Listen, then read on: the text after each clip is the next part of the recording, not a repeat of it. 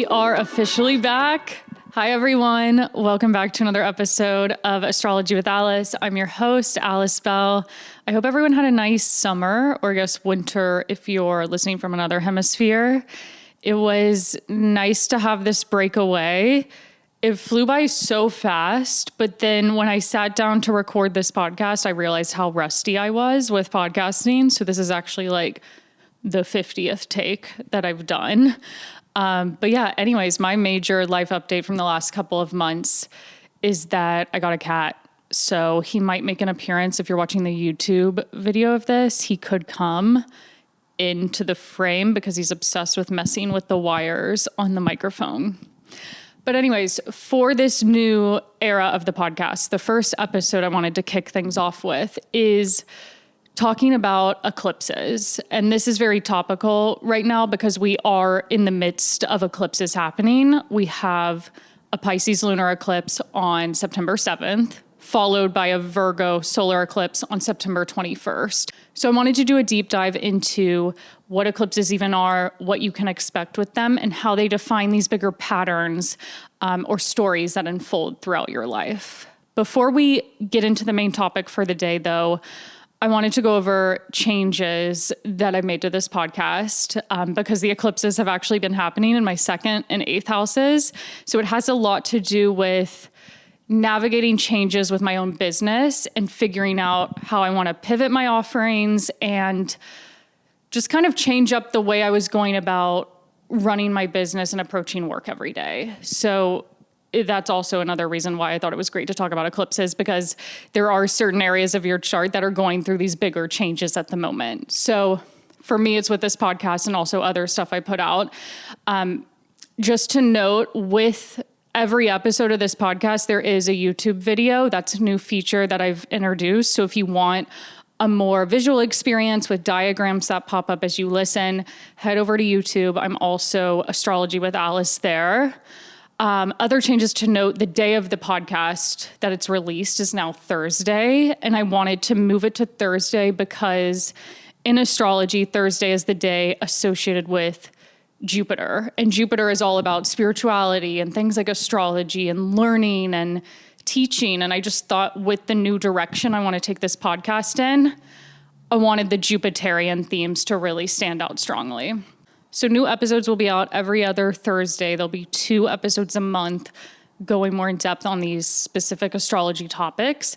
And then at the start of every zodiac season, so I'll kick this off with Libra season on September 22nd, I'll be doing monthly forecasts where I do a breakdown of the zodiac season that's coming and what to expect with each week and the major standout transits for the month. So 3 episodes a month. And if you always if you want to go deeper with learning astrology, I'm over on Substack. And I've also introduced live interactive monthly workshops on Substack, which are hosted over Zoom, and paid subscribers get access to join the workshop.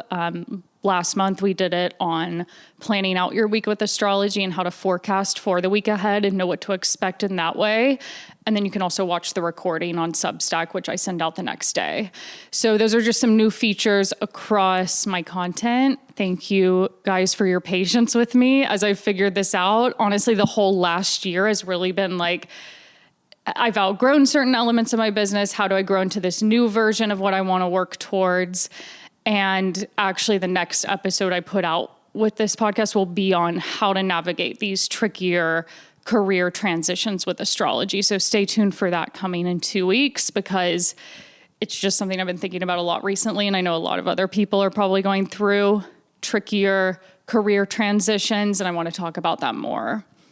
So I wanted to start off by going through some basic facts that you need to know about eclipses. So an eclipse occurs when either a new moon or a full moon happens within 15 degrees of one of the transiting nodes. And the transiting nodes spend about 18 months moving through a pair of signs. So right now, as of January 2025, the North Node moved into Pisces, the South Node moved into Virgo, and they're there until the end of July of 2026 when they shift into Leo and Aquarius. So for that period of time, you can get an idea, okay, the solar and lunar eclipses during that 2-year period or so are going to be happening across the signs of Virgo and Pisces. And you could think of a solar eclipse like a supercharged new moon, while a lunar eclipse is like a supercharged full moon. So whereas like the new and full moons really define themes you're experiencing for one specific month, because the eclipses have that longer cycle over 1.5 to almost 2-year long period, these are changes that define that bigger time frame rather than just 1 month. The stuff that's implemented right now this month with these eclipses is unfolding over that longer period of time. And you may have already noticed the changes that we'll get into that are represented by these eclipses starting to take hold in the weeks or even the couple of months leading up to September. And just looking at a transit chart and noting where you can spot the nodes in the eclipses, it's always important to remember that the nodes move backwards through the signs. So we just came out of the nodes, and therefore the eclipses taking place throughout Aries and Libra, or happening across Aries and Libra. Now the north nodes move backwards to Pisces. It'll move backwards again next year to Aquarius, and so on. So the nodes move backwards in the direction against all the other transits. So that's just important to keep in the back of your mind of why it's like, okay, why are they not in order of the zodiac? So I just mentioned that the north node moved into Pisces and the south node moved into Virgo back in January 2025, but we actually got the first eclipse, the first lunar eclipse in Pisces back in September 2024. And then we got a subsequent Virgo lunar eclipse in March 2025. And now this month we have both a Pisces lunar eclipse and a Virgo solar eclipse. And those continue up until February 2027. So we're very much in the midst of this current eclipse cycle. So it's like changes across the areas of your chart represented by Virgo and Pisces and planets you have there.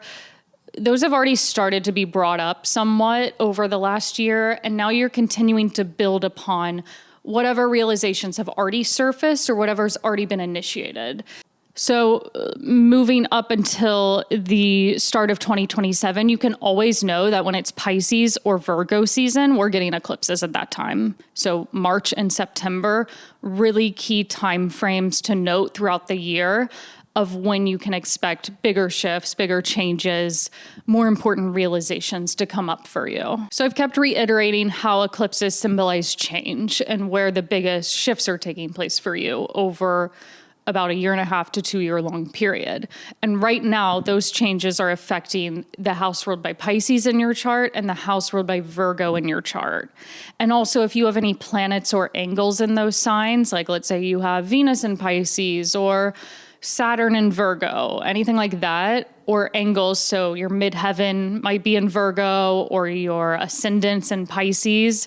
You can know that those chart placements, the themes of those are also getting brought up in a more prominent way. And you're learning how to incorporate that chart placement into your life better, or the themes associated with that planet or angle are just more relevant and they're going through changes themselves. We'll get into more about like what an eclipse in a certain house or across a certain planet looks like. But for now, I want to zoom out and just look at the qualities of Pisces and Virgo and how these signs of the zodiac in particular are being highlighted for everyone, no matter what your chart is, over the next 2 years or so still.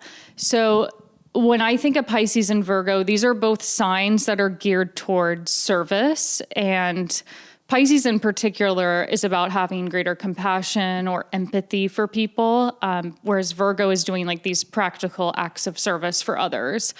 But I would say with the South Node in Virgo, this time period that we're in general is a lot about maybe overcoming limiting mindsets you have when it comes to productivity and routine or how hard you're working, and not being so hard on yourself, or have this need to always be working and always being productive, and leaning more into maybe your emotional side or developing your intuition and learning how to trust yourself in that way a lot more. And I feel like from talking to friends and just hearing from people in my DMs and things like that, I'm seeing the Pisces Virgo theme show up quite literally, and that people want to have greater meaning in what they're doing work-wise. and feeling like they have this overall purpose that they feel more connected to, or that maybe the work that they're doing is helping people in some way. So those could also be themes that you're working to balance out too. Or it could be that physical health and mental health, those two areas are just popping up a lot more and wanting to make improvements to your daily routine and your schedule so that you don't feel so stressed out mentally, or vice versa, like working on your inner self so that you can show up more effectively in your everyday life. It's all about how the external and how what's visible is being balanced out with what's going on inside, or what's more connected to emotion or intuition. So we can look at these themes in general, but then to take it a step further, we can apply these general themes of Pisces and Virgo to the houses in your chart that are ruled by Pisces and Virgo. And the houses really show the two areas of your life that are going through these bigger shifts, and where major beginnings might be unfolding, but where you may also be walking away from something that doesn't work anymore. Like an ending may need to happen before that new beginning can take place. And the eclipses activate these pair of houses that fall opposite to each other. And the opposite houses, the themes of those houses naturally complement each other, and they help to balance each other out. So let's say Pisces and Virgo rule let's say you're a Pisces rising. So Pisces rules your first house and Virgo rules your seventh house. This 2-year period would be a lot about figuring out how to balance your own goals, you're developing your sense of identity, and how that's working in relation to partnerships, like romantic relationships, business partnerships, close friendships in your life. Like, how can you still maintain your sense of self while working on being a better partner, learning how to communicate more effectively in your relationships, and navigating changes happening there too. Whereas maybe with an eclipse cycle where Pisces is your 9th house and Virgo is your 3rd house, it would be more about having this balance between expanding your horizons and intaking new knowledge, but then also figuring out with the 3rd house themes, how to apply that knowledge in a practical way and share information and work on your speaking skills and communicating with people in an everyday setting. Or like how I mentioned, the eclipses are across my 2nd and 8th houses. Those are the houses in my chart that are ruled by Pisces and Virgo. It's a lot about what I value and how maybe bigger purchases that I have to make or putting money towards savings then affects how I navigate work and business and everyday expenses, or vice versa. How is the new work that I'm doing increasing income or establishing new forms of passive income? So those are very financial parts of the chart. So it's always take into consideration what the themes are represented by the houses the eclipses are activating, and how are those themes, how might they feel almost kind of frustrating at first, maybe throughout the end of 2024 into 2025, the start of this year, it was kind of abrupt, oh my God, I need to make adjustments to this area of my life. Things don't flow as easily as they once did here. How can I make changes to move forward differently? And now, like I said, that we're in the middle of this eclipse cycle, you're starting to find your footing a bit more. And then by the time this eclipse cycle finally wraps up in 2027, you may have a way better idea of how to navigate these two areas of your life. So if it still feels kind of tricky, or you're finding your way still here, have faith that things will continue to unfold over the next year and a half still. It's like you're waking up to your potential in these two areas of your life. And then I touched upon this a little bit earlier, but I want to spend more time explaining how eclipses might play out when they affect natal planets in your chart. So especially right now, if you have planets in your birth chart that are in Pisces or Virgo, having eclipses hit those planets, you'll really want to pay attention, I guess, first to does a certain eclipse hit that planet by an exact degree? And out of all of the Pisces and Virgo eclipses we experienced between 2024 and 2027, the eclipse that falls within a degree or two of a natal chart placement, that might be the most impactful one for you in terms of feeling the themes of that planet or that angle come up super strongly. But in general, when eclipses happen in the same sign as natal chart placements, you'll also feel that theme of change or waking up to the potential of that chart placement a lot more during that eclipse cycle. So for instance, let's say you have Venus in Virgo and these Virgo eclipses that are coming up not only this month, but throughout this whole 2.5 year period. Those are maybe having you awaken to the potential that Venus holds in your chart. Like this could be a time of experiencing relationship changes, platonic or romantic, or it may be that the way you think about spending your money or how you're expressing your personal creativity, all of that's going through this bigger transformation. Or then with a planet like the moon, maybe all that change is being brought into your home or your family life or gaining a better understanding of your own emotions. Or if your sun is hit by eclipses, that would be really important in terms of really developing the traits of your sun sign and uncovering this new side of your identity where you may have all of these new goals and these new interests that you want to work towards, or you're undergoing these bigger, like more significant life shifts. And then we can blend what we just talked about together. So the themes of a planet affected with the themes of a house in which it falls. So to give a personal example, my moon is in Pisces and it's in the 8th house. So not only do I have 8th house themes coming up whenever there's eclipses in Pisces throughout this 2 year period, but I also have moon-like themes surfacing too.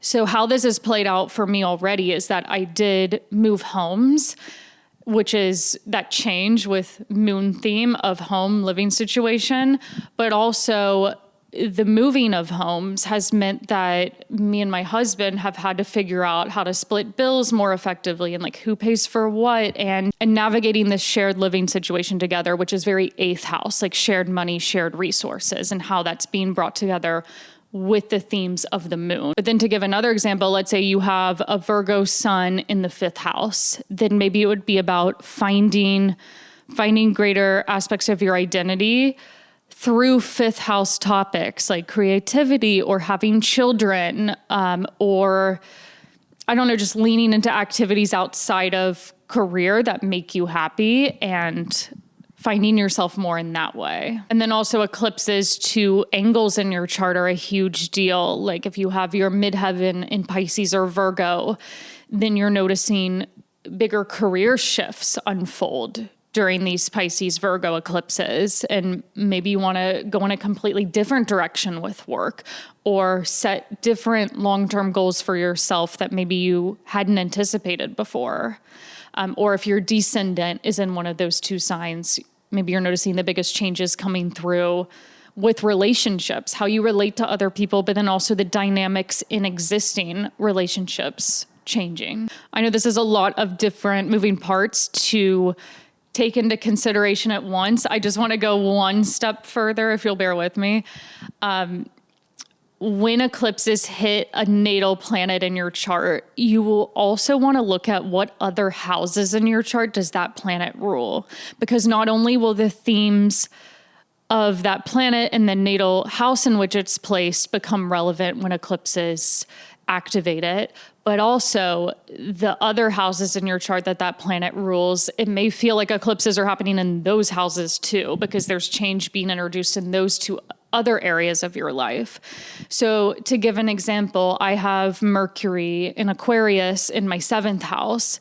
And at the time that I started my astrology business, I was confused, like looking back, because I was like, oh, that's weird. I didn't have any major 2nd house transits. And usually when someone starts their own business, there's like Saturn, there's Jupiter, or there's eclipses moving through the 2nd house or activating it in some way.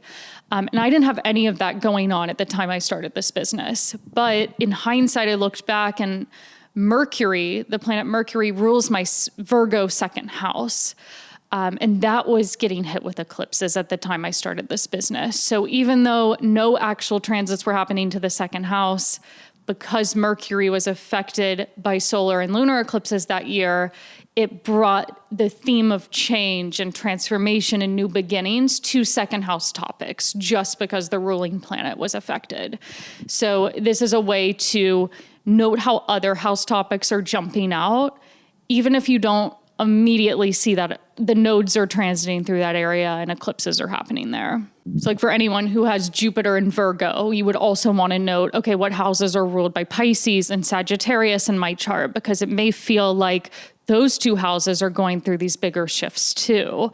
Or if you have Mars in Virgo or Pisces, what houses are ruled by Aries and Scorpio too? How are you noticing you wanting to take a different approach or make changes in those two houses and areas of your life as well? So yeah, to recap, when interpreting eclipses to your own chart, first, always look at, okay, what houses are the eclipses falling in? So houses ruled by Pisces, Virgo.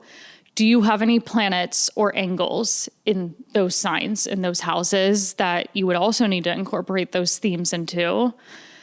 And then as a final step, if you do have planets in those houses and signs, what other houses of the chart do those planets rule? And how are you seeing eclipse themes show up in those other houses as well?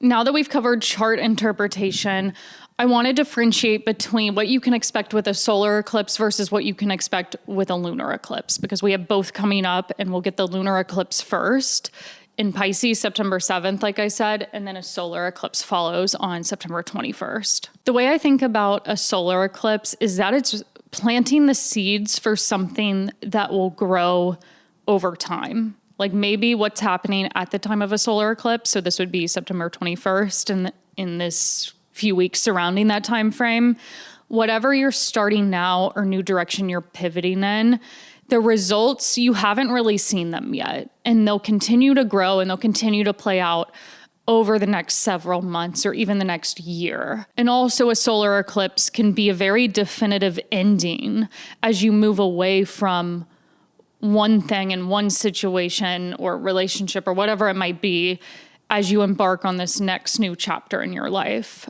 represented by all that stuff we just talked about, like the house ruled by Virgo, planets there, all of that. Whereas with a lunar eclipse, I think of that as a time of heightened activity where whatever you've been doing the last several weeks, the last couple of months even, that's all reaching this turning point and it's being made a lot more visible. And there may be a lot of emotions coming up or a lot of activity surfacing at the time of a lunar eclipse that maybe you just don't get with a solar eclipse. So lunar eclipse, culmination of activity, things made visible, while with a solar eclipse, it's the new steps and the new groundwork is being laid, but nothing's visible quite yet. You got to be patient with a solar eclipse. Then also with these upcoming eclipses in Pisces, Virgo, I want to add another layer of interpretation to this by locating where the ruling planet of these eclipses is at the time that the eclipse is happening. So you could do this for every new moon and full moon or eclipse that happens throughout the year by locating where the ruling planet of that lunation is. That gives you further insight into maybe the overall vibe at that time, and if this is an easier lunation, if it's a bit more challenging or slowed down, wherever the ruling planet is located, and how, if it's in a sign it rules or if it's exalted in that sign, then maybe that's an easier lunation. Whereas if it's in the sign of its fall or detriment or making aspects to like Saturn or Mars or other challenging planets, maybe that lunation just feels not the easiest. So for this upcoming Pisces lunar eclipse, we'll want to look at Jupiter because Jupiter is the ruling planet, the traditional ruling planet of Pisces. And where is Jupiter falling at the time that this Pisces lunar eclipse is taking place? Jupiter's currently in Cancer. That's a sign it's exalted in. It can function to its full capacity, which is great news for the eclipse that's coming up. But also, knowing that Jupiter's in Cancer, you can know that the themes associated with the Cancer-ruled house of your chart, where Jupiter currently is moving through, the themes of that house may be coming up more strongly right around September 7th too. So you could blend the Pisces-ruled house with the Cancer ruled house to get a bigger picture of what to expect. And it's also interesting to look at the trajectory of Jupiter throughout all of the Pisces eclipses that are occurring during this 2-year period. So with the first Pisces lunar eclipse last September, Jupiter was in Gemini. Now it's in Cancer for this one. And the final Pisces lunar eclipse that happens this time next year in the early fall of 2026, Jupiter will be in Leo. So even though it's 3 eclipses across Pisces, same house, same sign, same house of your chart, the ruling planet is in different positions for all 3 of those. So you may get a different vibe with each of these Pisces eclipses and not the same exact thing is happening. And honestly, I expect this Pisces lunar eclipse to be felt in an easier way than last year's, because last year's Jupiter was in Gemini, a sign it really doesn't function well in, and now it's in Cancer, the sign of its exaltation. So the growth and the opportunities brought up by Jupiter can be felt a lot more than they were at the time of the September 2024 Pisces eclipse. So yeah, Jupiter is a key player to watch this month. And then also for the Virgo solar eclipse, the ruling planet's Mercury. Mercury will be in Libra, kind of a neutral sign for it to be in on September 21st. But then if we fast forward to the next eclipse in Virgo, which is next March, Mercury, the ruling planet, will be in Pisces retrograde. So out of those 2, like this Virgo eclipse, probably going to be more productive and I don't know, felt in an easier way than the next Virgo eclipse. But still important to keep in mind themes coming from the Libra ruled house at the time of the Virgo eclipse. So house ruled by Virgo, but also house ruled by Libra, because Mercury is currently in Libra. Those are the 2 houses you'll want to watch with the solar eclipse. And then finally, I want to wrap up by talking about one of my favorite aspects about astrology, which is how you're able to track patterns that keep popping up throughout the entire course of your lifetime. So with eclipses specifically, we can note how similar patterns are coming up now that were last fall in September 2024 with the first Pisces eclipse. So we can do it on a more minor level like that, and how patterns keep repeating every 6 months while the eclipses are still in these 2 signs. But then also we can zoom out and look at, okay, the last time the eclipses were in Pisces and Virgo was 2015 to 2017. And how are we noticing maybe similar themes or bigger life lessons that were relevant back then? How are we building upon what we learned back then? Or how is something similar coming up, but now that we're older and have a different perspective, how are those things playing out a bit differently? Or we could go back even as far as 2006, 2008. You can go back in 9-year increments with the eclipses and see how those themes keep popping up over time, like over and over again. You keep getting the lessons of those particular parts of your chart. But what I love is like how with each turn, it's like, okay, I have learned a lot more since that last transit took place. So now I'm going to approach these changes or this transit in a completely different way with a different approach to my life. I just love how astrology allows you to see life development in that way. So yeah, that's all I have on eclipses today. I hope this helped and gave you a better understanding of what to expect coming into September and what themes you want to stay focused on. And if you want an in-depth written reading about what the eclipses mean for your rising sign, that's what I do over on Substack with my monthly forecasts. And I also talk about all the other big transits happening each month. But yeah, thank you again for listening, and I'll see you back here next time.